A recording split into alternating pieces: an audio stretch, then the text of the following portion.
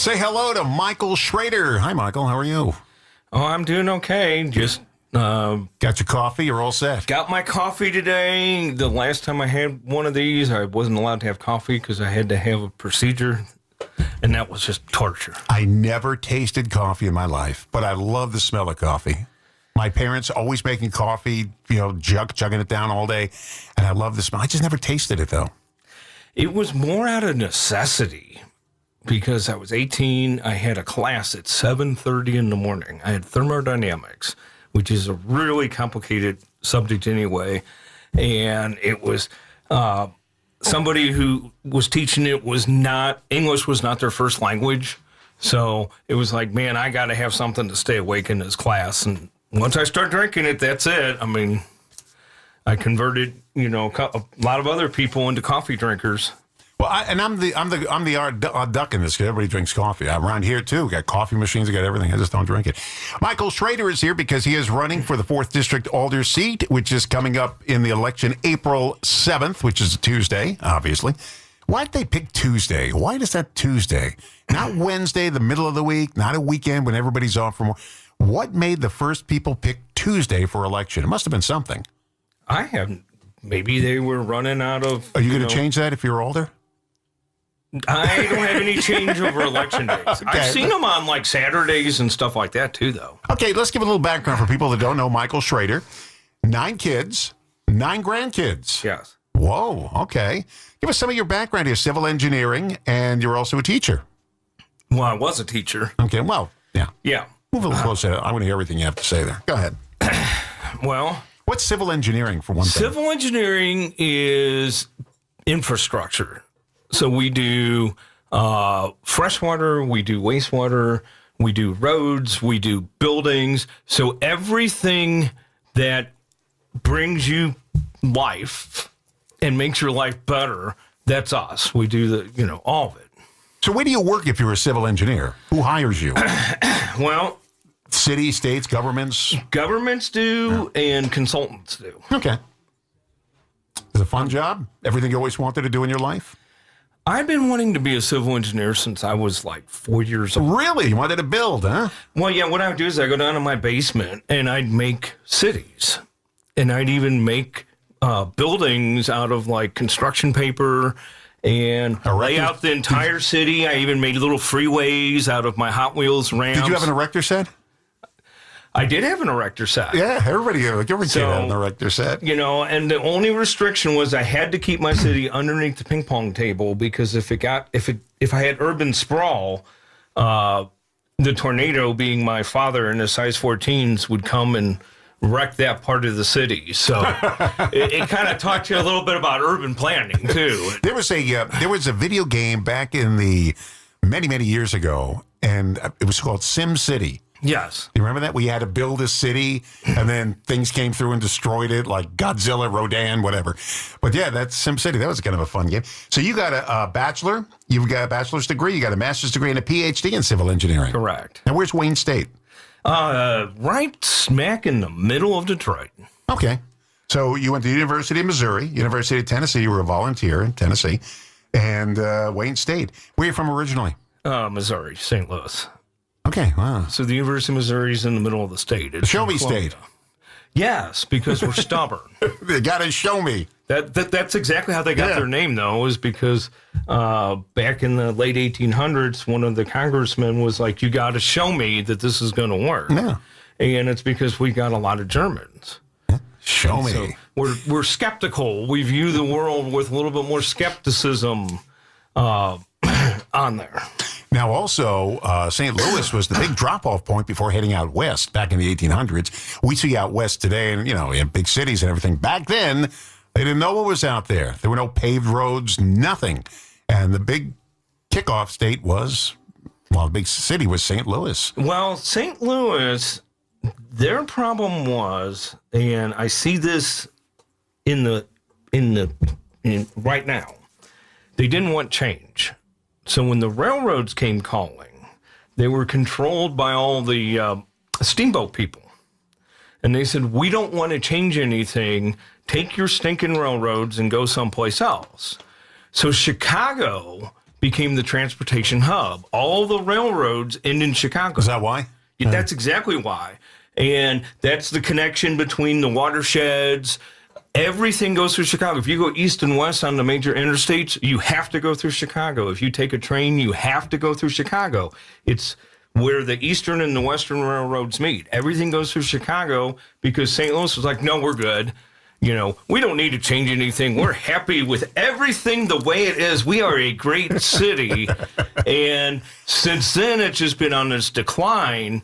And even since I left, which was 40 years ago, it's lost 2/3 of its population. It's really depressing to go back there now and see it and see these places that were once vibrant that are just gone. But we went there we traveled Route 66 and we went there, stopped by the Arch and so forth. Did the tourist attractions? What brought you to Racine? Well, when I graduated from Wayne State, what I was doing is I was basically fill-in faculty. So faculty will go and they'll take a sabbatical and they need somebody to come in and fill in. So I went to Minnesota for a year at Mankato as a fill-in faculty. Mm-hmm. One winter in Minnesota was enough for me. You know, my one year contract ended, and we'd come from Michigan, and I said, I got to get back to the lakes. So Gateway had a position teaching freshwater resources. So I was at Gateway for 2 years, and we looked around, and I said, you know, I really like Racine. It's kind of this like diamond in the rough. You know, property values are a lot lower because it's in the post-industrial phase of its life. You know, all the big factories have shut down, and things have gotten, you know, real estate in Racine is a lot cheaper than it is elsewhere. And it was right by the lake. And living right by the lake, I'm like, okay, cool. Because in Michigan, we lived within a couple blocks of the Canadian border. And that was always a lot of fun. Tiptoeing, put your toes over the border, tiptoes out of the border. Oh, we would stand there and wave at the Canadians. Look at me, I can go in, I can go out, I can go in. And you live in Racine. I know the house you live in because you live in Backamy, real old house from the 1800s. 1875. Yeah, so that's an old one. The realtor said it was 1900, and I've done a lot of research pulling up old city maps. And I've dated it back now. The earliest I've seen it was 1875, and then they did some add-ons to it. Mm-hmm. So, well, and I have a relatively modern house. Mine's 1914. So compared to you, and the one directly in back of you, the other brick house, is also from the 1800s. Yeah, I think 1880. They said. So yeah, we're talking to Michael Schrader, running for 4th District Alder here in the city of Racine. The election comes up April 7th. All the even-numbered districts come up. And you are, let me see if I can get this. It's you got the zoo, you have the beach, North Beach. That'll be your district, right? Yeah, it's everything from Hamilton, basically to a block north of Gould. So if I go to Hamilton, I can say, I'm in your district, I'm out of your district. I'm in your district, I can do it with pretty my foot. much. Okay, good. Commit a crime in somebody else's district. Nope, not in your district anymore. Okay, so what do you want to do here as Alder? This is a job I would never want because I couldn't deal with people come up to me at Pick and Save and saying, hey, I got potholes on my street. What are you going to do? I couldn't deal with that because I don't know how to deal with the public. I just don't know how to deal. I'd last 9 seconds in that job and they'd throw me out. So let's talk about some of the things you want to talk about. Traffic and transportation issues. What's going on there? Well, you know, they just, the Alders went against the advice of the police chief and decided to allow the Douglas Avenue bid to pay for traffic enforcement up and down Douglas. And, you know, if you go on social media, it's pearl clutching. It's always pearl clutching. What's that? That's, oh my gosh. Oh, pearl clutching. Okay, good. It's all right. terrible. This is going to be terrible. Well, there are solutions out there that do not involve enforcement. By the way, I like that phrase. I'm going to use clutching? that. Yeah, Yeah, I've never heard it's it before. pearl clutching. I like that. I get it a lot. It's now going to be my phrase. Okay. You know, having worked for the government and worked in traffic, I would get that a lot. Oh, so where specifically in the 4th District are we having problems? Well, a lot. Okay, so they're putting speed humps down on Michigan, and they're putting enforcement issues on Douglas. Well, Douglas when I pulled up all the data, almost all of the crashes on Douglas involve rear end. Someone's making a left and they get rear-ended. And then you've got the parking on those outside lanes, so you basically have to like slalom down Douglas to avoid either the left turns or the parking lanes. This is a real simple solution. Milwaukee's been doing this. Larger city, Chicago's been doing this. Take out some of those lanes. You don't need that much laneage for 10,000 cars a day. You just don't. You can go by with one in each direction and a center turn lane. That takes care of almost all of the problems. And then if you get, as long as you have people going consistent, it's all psychological too. Have you ever noticed that when you're on an open road? I don't care what they posted at. You know, you go up to Milwaukee on 94 and suddenly speed drops to 55. No one's going 55 when they hit IKEA. They're not all slamming on the brakes because you're on a wide freeway. You know, you're going to go fast. So it's all based on the design more than the enforcement. And the idea of having private individual subsidized police is very alarming. That's a slippery slope we don't want to go down, because then where does it stop? Same thing with Michigan. Let's put down speed humps. Except the problem with speed humps is unless you put it down on all the streets, what's going to happen? That traffic is going to go from Michigan, and then I'm going to be eating it on Chatham because they won't want to go down Michigan because they don't want to hit those speed humps. So you've just shoved all that traffic from one street to the other. So when I spent 7 years as the speed hump guy in Tulsa, I would have to do entire neighborhoods. I'd have blanket neighborhoods with these things to keep that from happening. Let's talk about economic development. Well, right now we have nothing. Oh, sorry, I got too far away from the microphone. So right now we don't really have anything to draw people in. And I keep hearing this sorry excuse about we're landlocked. Oh, we're landlocked. We can't annex. And that's a sorry excuse. That's all it is. It's an excuse. Because what about places like, I don't know, New York City is landlocked. It's an island, you know, but yet it seems to attract people. You've got to have something to draw people in. And it's a good 20, 25 minutes to get from the lakefront out to the freeway. So you got to have something that's going to draw these people in.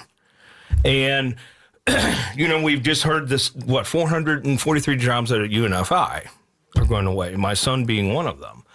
And their reason for moving to Joliet was it was more easily accessible transportation because it's at the junction of two major interstates and the railroads and the river, and it's more logistics. So we've got to think of how do we get people off the freeway to come down, and what do we got to do to keep them down here? And saying that we're landlocked, that's just, everybody's landlocked. What about the decline of Racine and what to do about it? How are we declining? Well, we really don't have any jobs anymore. So as an Uber driver, a lot of my fares are going down to Kenosha to Amazon. There's a lot of people have to go down there to work, or they have to go to one of the other warehousing facilities out along the freeway or up to Milwaukee. So what do you do about it? Well, this is a very complicated issue on what to do about it. And there's no silver bullet. There's no easy fix to this. First, we got to acknowledge how bad the problem is. And that's my frustration with a lot of Racinians is, oh, don't say anything negative. Don't say anything negative, Michael. Don't say anything negative. Well, you know, you can't address a problem if you don't figure out what the problem is. You know, if you got health issues and your heart's hurting and you don't tell the doctor that your heart's hurting, how are they going to know if you got heart disease? You know, they're not. You can't, you've got to be realistic. We got a lot of brownfields. We got a lot of environmental contamination. And we hire consultants who wholesale adopt ideas from other areas, but they don't work here. It's completely different context. What about the golf course? Let's talk about that. Okay. You're going through questions really fast here. Well, you know, there's a lot of pushback on the shoe park course thing. Right. A lot of pushback.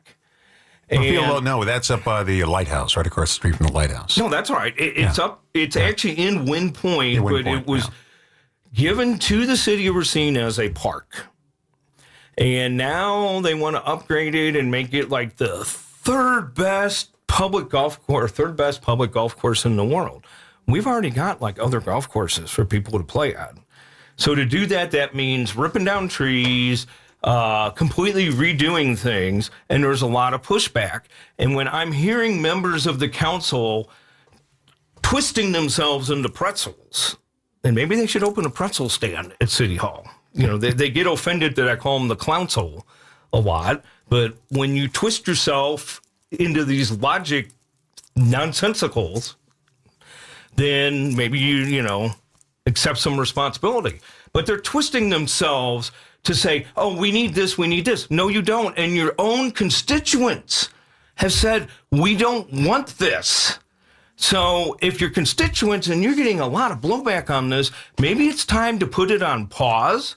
Just let it simmer for a couple years and kind of see what happens. You don't need to rush. If you're in a rush and you're doing things behind closed doors, which is what they did with the golf course, that means there's something sneaky going on. Because if you really want honest, open, transparent government, then you can't be doing things behind closed doors. You got to be out there. And you got to be talking to people. And if people say, no, we think this is a terrible idea, maybe listen and don't say, oh, I'm the council person.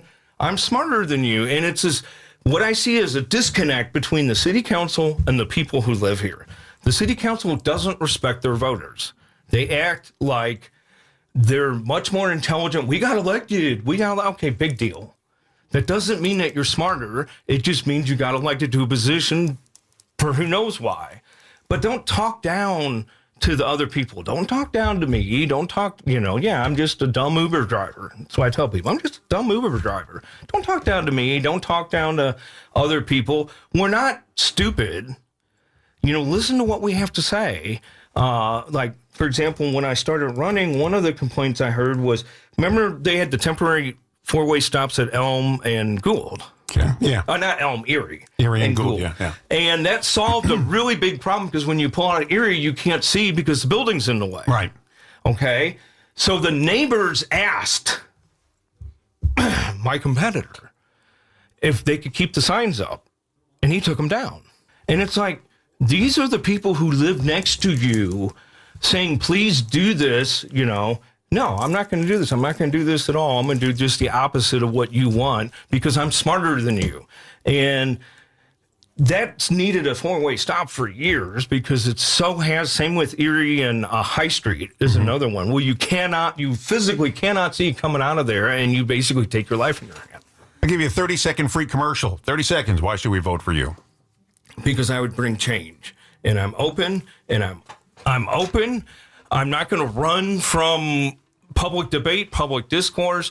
I've been insulted. You can insult me all you want. That's fine. That's cool. I get that all the time, and it's no big deal, And you need the outside perspective of things. Somebody who did not grow up here and spend their whole life here to kind of look at things with that fresh set of eyes. You want to build a big arch in Racine? A big arch? No, but I've been kind of half kidding about building a Racine wall, like around Quebec. Have you been to Quebec City? No. One of the coolest things at Quebec City is the wall, because you can climb up on this wall. And I'm like, yeah, we could build the Racine wall. I thought maybe you bring the arch to Racine. No arch. Michael Schrader, he is running for the 4th District Alder. The election is April 7th, Tuesday. Find your voting spot, and he's asking for your vote to be your 4th District Alder on April 7th. Thanks for coming in. No problem. Do appreciate it. Michael Schrader.